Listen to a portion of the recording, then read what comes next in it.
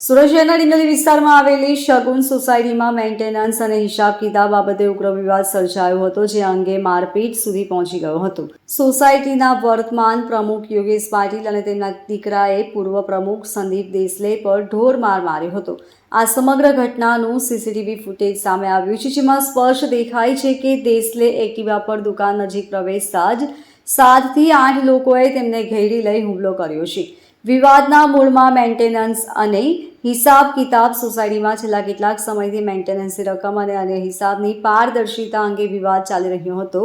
પૂર્વ પ્રમુખ સંદીપ દેસલે દ્વારા સોસાયટીના મેન્ટેનન્સ અને અન્ય ખર્ચ અંગે હિસાબ માંગવામાં આવ્યો હતો. આ મામલે હાલના પ્રમુખ યોગેશ પાટીલ અને દેસલે વચ્ચે તંગદિલી વધતા મારપીટની ઘટનાને અંજામ આપવામાં આવ્યો. ઘટના સીસીટીવીમાં કેદ થઈ હતી. સીસીટીવી ફૂટેજમાં સ્પષ્ટ જોવા મળે છે કે દેસલે એક્ટિવા પર સોસાયટીમાં પ્રવેશ કરે છે ત્યારે ત્યાં 7 થી 8 લોકો તેમને ઘેરી લે છે.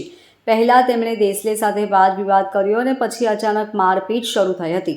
જોકે સોસાયટીના કેટલાક રહેવાસીઓએ દખલ આપી મામલો થાળે પાડવાનો પ્રયાસ કર્યો હતો, પણ હુમલાખોરો રૂક્યા નહીં. પૂર્વ પ્રમુખે પોલીસ ફરિયાદ નોંધાવી. ઘટનાના થોડા સમય બાદ સંદીપ દેસલે ડિંડોલી પોલીસ સ્ટેશન પહોંચ્યા અને હાલના પ્રમુખ યોગેશ પાટીલ સહિત હુમલાખોરોના નામે ફરિયાદ નોંધાવી છે.